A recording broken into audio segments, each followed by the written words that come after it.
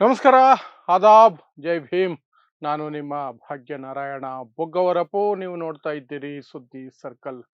ಪ್ರಾಣ ಭಯ ಅನ್ನೋದು ಮನುಷ್ಯನನ್ನ ಯಾವ ಲೆವೆಲ್ಗೆ ತಗೊಂಡು ಹೋಗುತ್ತೆ ಅಂದ್ರೆ, ಜಗತ್ತಿನಲ್ಲಿಯೇ ಅತ್ಯಂತ ಸುರಕ್ಷಿತವಾದಂತಹ ವ್ಯಕ್ತಿ ಅಂತ ಕರೆಸಿಕೊಳ್ಳುವಂತಹ ಅಮೆರಿಕ ಅಧ್ಯಕ್ಷ ಡೊನಾಲ್ಡ್ ಟ್ರಂಪ್ ತನ್ನ ಪ್ರಾಣವನ್ನ ರಕ್ಷಣೆ ಮಾಡಿಕೊಳ್ಳೋದಕ್ಕೆ ಐಷಾರಾಮಿ ವಿಮಾನ ಅಲ್ಲ, ಸಣ್ಣ ಪುಟ್ಟ ಕಾರ್ ಅಲ್ಲ, ಕೇಟರಿಂಗ್ ಮಾಡುವಂತಹ ಫುಡ್ ಸರ್ವಿಸ್ ವ್ಯಾನ್ ನಲ್ಲಿ ಅವಿತುಕೊಂಡು ಪ್ರಯಾಣ ಮಾಡಬೇಕಾದಂತಹ ಪರಿಸ್ಥಿತಿ ನಿರ್ಮಾಣ ಆಗಿದೆ.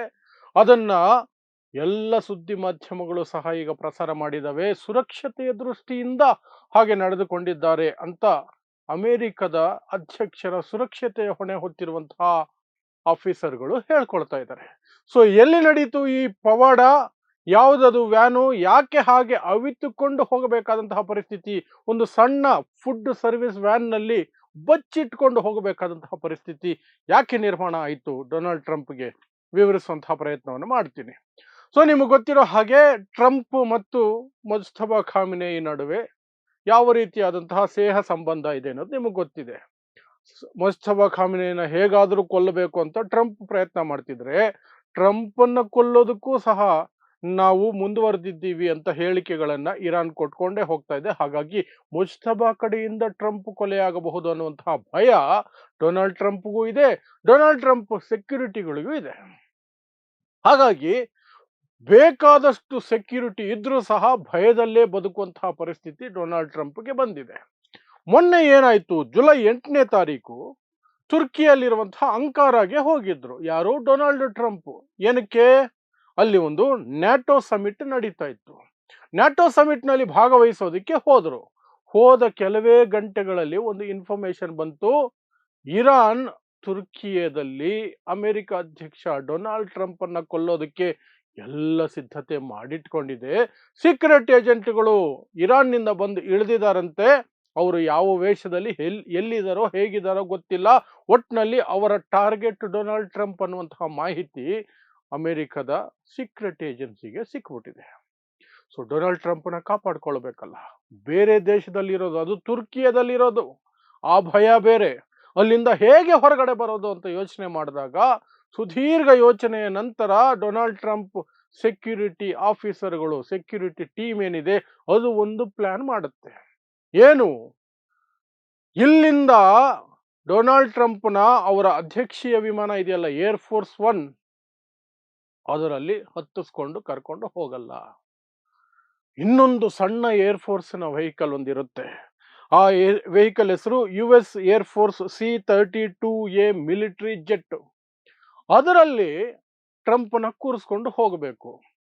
ಆದ್ರೆ ಆ ಫ್ಲೈಟ್ ವರ್ಗು ತಲುಪುವುದು ರೋಡಲ್ಲೇ ಹೋಗ್ಬೇಕಲ್ಲ. ಕಾರಲ್ಲಿ ಹೋದ್ರೆ ಅಟ್ಯಾಕ್ ಆಗೋ ಸಾಧ್ಯತೆ ಇದೆ. ಇರಾನ್ನ ಸೀಕ್ರೆಟ್ ಏಜೆಂಟ್ಗಳು ಕೊಲ್ಲುವಂತಹ ಸಾಧ್ಯತೆ ಇದೆ ಅನ್ನುವಂತಹ ಭಯದಲ್ಲಿ ಆ ಫ್ಲೈಟ್ ಇದೆಯಲ್ಲ, ಒರಿಜಿನಲ್ ಫ್ಲೈಟ್ ಬಿಟ್ಟು ಹೋಗ್ತಿರೋದೇ ಡೂಪ್ಲಿಕೇಟ್ ಫ್ಲೈಟ್ ಅಲ್ಲಿ.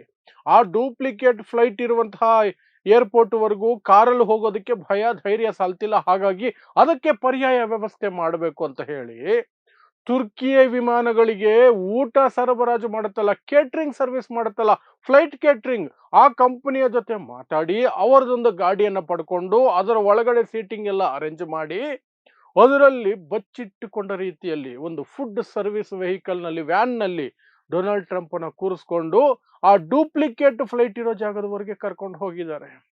ಅಲ್ಲಿ ಹೋಗಿ ಡೂಪ್ಲಿಕೇಟ್ ಫ್ಲೈಟ್ ಅನ್ನ ಹತ್ತಿಸಿರೋದು. ಈ ಒರಿಜಿನಲ್ ಏರ್ ಫೋರ್ಸ್ 1 ಇದೆಯಲ್ಲ, ಅದು ನಾರ್ಮಲ್ ಆಗಿ ಹೋಗಿದೆ. ಎಲ್ಲರೂ ಅನ್ಕೊಂಡಿದ್ದು ಅದರಲ್ಲಿ ಟ್ರಂಪ್ ಇರ್ತಾರೆ ಅಂತ. ಆದರೆ ಅದರೊಳಗಡೆ ಇದ್ದ ಸಿಬ್ಬಂದಿಗೂ ಗೊತ್ತಿಲ್ವಂತೆ ಟ್ರಂಪ್ ಇದರಲ್ಲಿಲ್ಲ, ಡೂಪ್ಲಿಕೇಟ್ ಇನ್ನೊಂದು ಜೆಟ್ ಅಲ್ಲಿ ಬರ್ತಾ ಇರೋದು, ನಾವು ಮಾತ್ರನೇ ಇದರಲ್ಲಿ ಹೋಗ್ತಾ ಇರೋದು ಅಂತ ಅವರಿಗೆ ಸುಮಾರು ಹೊತ್ತಾದ್ಮೇಲೆ ಗೊತ್ತಾಯ್ತಂತೆ. ಅಂದ್ರೆ ಇರಾನ್ ಏನಾದರೂ ಸ್ಟ್ರೈಕ್ ಮಾಡಿದ್ರೆ ಏರ್ ಫೋರ್ಸ್ 1 ಮೇಲೆ ಸಿಬ್ಬಂದಿ ಎಲ್ಲ ಸತ್ತು ಹೋಗಿರೋರು. ಸೊ ಡೊನಾಲ್ಡ್ ಟ್ರಂಪ್ ಜೀವ ಉಳಿಸೋದಕ್ಕೆ ಫುಡ್ ಟ್ರಕ್ ನಲ್ಲಿ, ಫುಡ್ ಸರ್ವಿಸ್ ವ್ಯಾನ್ ನಲ್ಲಿ ಕರ್ಕೊಂಡು ಬಂದು ಇನ್ನೊಂದು ಸಣ್ಣ ಏರ್ ಫೋರ್ಸ್ನ ಮಿಲಿಟರಿ ಜೆಟ್ ನಲ್ಲಿ ಕೂರಿಸಿ ಅದರಲ್ಲಿ ಮುಂದಕ್ಕೆ ಹೋಗಿ ಬ್ರಿಟೇನ್ ಅಲ್ಲಿ ಇಳಿಸ್ತಾರೆ. ಯಾರನ್ನ? ಟ್ರಂಪ್ನ. ಬ್ರಿಟೇನ್ಗೆ ಇಳಿಸದ ಮೇಲೆ ಆ ಏರ್ ಫೋರ್ಸ್ 1 ಒರಿಜಿನಲ್ ಅಮೆರಿಕದ ಪ್ರೆಸಿಡೆಂಟ್ ಬಳಸುವಂತಹ ಐಷಾರಾಮಿ ಫ್ಲೈಟ್ ಏನಿದೆ ಅಲ್ಲ, ಜಗತ್ತಿನಲ್ಲಿ ಅತ್ಯಂತ ಸುರಕ್ಷಿತವಾದಂಥದ್ದು. ನ್ಯೂಕ್ಲಿಯರ್ ಬ್ಲಾಸ್ಟ್ ಆಗೋ ಏರಿಯಲ್ಲಿದ್ರೂ ಸಹ ಆ ಫ್ಲೈಟ್‌ಗೆ ಏನೂ ಆಗಲ್ಲ ಅಂತ ಹೇಳ್ಕೊಳ್ತಾರೆ. ಬಟ್ ಆಗಿದ್ರೂ ಸಹ ಇಷ್ಟು ಭಯಪಟ್ಟು ಹೀಗೆ ಕರ್ಕೊಂಡು ಬರ್ಬೇಕಾಯ್ತು. ಬ್ರಿಟನ್ ಏರ್‌ಪೋರ್ಟಲ್ಲಿ ಇಳಿದು ಚಿಕ್ಕ ಜೆಟ್ಟಿಂದ ಅಲ್ಲಿ ಏರ್‌ಫೋರ್ಸ್ ಒನ್‌ಗೆ ಹತ್ತಿರೋದು ಡೊನಾಲ್ಡ್ ಟ್ರಂಪ್. ಒಟ್ನಲ್ಲಿ ಜೀವ ಉಳಿಸ್ಕೊಳ್ಳೋದಕ್ಕೆ ತುರ್ಕಿಯದಲ್ಲಿ ಅಂಕಾರಾದಲ್ಲಿ ಒಂದು ಫುಡ್ ಸರ್ವಿಸ್ ವ್ಯಾನ್‌ನಲ್ಲಿ ಬಚ್ಚಿಟ್ಕೊಂಡು ಕದ್ದು ಮುಚ್ಚಿ ಅವಿತು ಕೂತು ಪ್ರಯಾಣ ಮಾಡಬೇಕಾದಂತಹ ಪರಿಸ್ಥಿತಿ ಡೊನಾಲ್ಡ್ ಟ್ರಂಪ್‌ಗೆ ಬಂತು. ಸೊ ಇದರ ಬಗ್ಗೆ ಅದಾದ ನಂತರ ಆ ಘಟನೆಯಾದ ನಂತರ ಸುದ್ದಿ ಮಾಧ್ಯಮಗಳಲ್ಲಿ ಅದರಲ್ಲೂ ವಿಶೇಷವಾಗಿ ವಾಷಿಂಗ್ಟನ್ ಪೋಸ್ಟ್‌ನಲ್ಲಿ ಸುದ್ದಿ ಪ್ರಕಟ ಆಯಿತು. ಅದರ ಜೊತೆಗೆ ಒಂದಷ್ಟು ಮಾಹಿತಿಗಳು ಹೊರಗಡೆ ಬಂತು. ಸೆಕ್ಯುರಿಟಿನೇ ಒಪ್ಕೊಂಡಿದೆ. ಹೌದು, ಫುಡ್ ಟ್ರಕ್‌ನಲ್ಲೇ ಕರ್ಕೊಂಡು ಬರಬೇಕಾದ ಪರಿಸ್ಥಿತಿ ನಮಗಿತ್ತು. ಡೊನಾಲ್ಡ್ ಟ್ರಂಪ್ ಜೀವ ಅಪಾಯದಲ್ಲಿತ್ತು. ಹಾಗಾಗಿ ಕರ್ಕೊಂಡು ಬಂದಿದ್ದೀವಿ. ಇದೇನು ಹೊಸದೇನಲ್ಲ ಅಂತ ಹೇಳ್ತಾ ಇನ್ನೊಂದು ಕತೆ ಹೇಳಿದ್ರು. ಏನು 2000ರಲ್ಲಿ ಇಸವಿ 2000ರಲ್ಲಿ ಅಂದಿನ ರಾಷ್ಟ್ರಪತಿ, ಅಮೆರಿಕದ ರಾಷ್ಟ್ರಪತಿ ಬಿಲ್ ಕ್ಲಿಂಟನ್ ಪಾಕಿಸ್ತಾನಕ್ಕೆ ಪ್ರಯಾಣ ಮಾಡಬೇಕಾದ್ರೆ ಇಂತಹ ತಂತ್ರವನ್ನ ಉಪಯೋಗಿಸಿದ್ರು. ರೋಡಲ್ಲಿ ಅವರು ಓಡಾಡ್ತಾ ಇರಲಿಲ್ಲ. ರೋಡಲ್ಲಿ ಓಡಾಡಬೇಕಾದ್ರೆ ಕಾರಲ್ಲಿ ಓಡಾಡ್ತಾ ಇರಲಿಲ್ಲ. ಈ ರೀತಿ ಯಾವುದಾದ್ರು ಟ್ರಕ್ಕು, ವ್ಯಾನು ಆ ರೀತಿಯಾದಂಥನ್ನ ಈ ಮೊದಲೇ ನಾವು ಇಂಥದ್ದೇ ಟ್ರಕ್ ಅಂತ ಗುರುತು ಮಾಡಿಕೊಂಡು ಅದರಲ್ಲಿ ಒಳ್ಳೆ ಸೀಟಿಂಗ್ ಎಲ್ಲ ಅರೇಂಜ್ ಮಾಡಿ ಅದರಲ್ಲಿ ಕದ್ದು ಮುಚ್ಚಿ ಓಡಾಡಿಸ್ತಿದೀವಿ. ಇದು ಹೊಸದಲ್ಲ ಅಮೆರಿಕ ಅಧ್ಯಕ್ಷರಿಗೆ. ಅವರ ಪ್ರಾಣ ತುಂಬಾ ಇಂಪಾರ್ಟೆಂಟ್. ಹಾಗಾಗಿ ಅವರ ರಕ್ಷಣೆಗಾಗಿ ನಾವು ಇಂತಹ ಕ್ರಮಗಳನ್ನ ಆಗಾಗ ಕೈಗೊಳ್ತಾ ಇರ್ತೀವಿ. ಇದರಲ್ಲಿ ಏನು ಆಶ್ಚರ್ಯ ಪಡೋದು, ಅವಮಾನ ಪಡೋದು ಎಂಥದ್ದು ಇಲ್ಲ ಅಂತ ಅಮೆರಿಕದ ಸೆಕ್ಯೂರಿಟಿ ಏಜೆನ್ಸಿಗಳು ಹೇಳ್ಕೊಳ್ತಿದೆ. ಬಟ್ ಇರಾನ್ ಇದನ್ನ ಹಿಡ್ಕೊಂಡು ಲೇವಡಿ ಮಾಡ್ತಾ ಇದೆ. ಫುಡ್ ಟ್ರಕ್ ಅಲ್ಲಿ ಊಟ ತಗೊಂಡೋಗೋ ವ್ಯಾನ್ ಅಲ್ಲಿ ಬಚ್ಚಿಟ್ಕೊಂಡು ಓಡಾಡ್ತವನೆ ಡೊನಾಲ್ಡ್ ಟ್ರಂಪ್, ನಮಗೆ ಹೆದರ್ಕೊಂಡು ಅಂತ ಇರಾನ್ ಲೇವಡಿ ಮಾಡ್ತಾ ಇದೆ. ಒಟ್ನಲ್ಲಿ ಅಮೆರಿಕ ಅಧ್ಯಕ್ಷರಿಗೂ ಸಹ ಇಂತಹ ಪರಿಸ್ಥಿತಿ ಬರುತ್ತೆ. ಜೀವ ಭಯ ಅನ್ನೋದು ಎಲ್ರಿಗೂ ಇರುತ್ತೆ.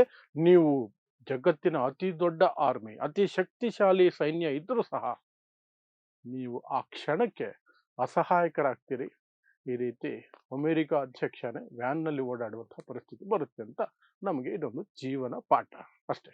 ಸೊ ಇದಿಷ್ಟು ಅಮೆರಿಕ ಅಧ್ಯಕ್ಷ ಫುಡ್ ವ್ಯಾನಲ್ಲಿ ಬಚ್ಚಿಟ್ಕೊಂಡು ಓಡಾಡಿದಂತಹ ವಿಚಾರದ ಸುತ್ತ ಇರುವಂತಹ ಬೇರೆ ವಿಚಾರಗಳು ಮತ್ತು ಆ ಸುದ್ದಿಯ ವಿಶ್ಲೇಷಣೆ. ಸೊ ಇಂತಹದ್ದೇ ವಿಶೇಷ ಸುದ್ದಿಗಳಿಗಾಗಿ ನೋಡ್ತಾ ಇರಿ ಸುದ್ದಿ ಸರ್ಕಲ್. ನಾನು ನಿಮ್ಮ ಭಾಗ್ಯನಾರಾಯಣ ಬೊಗ್ಗವರಪು.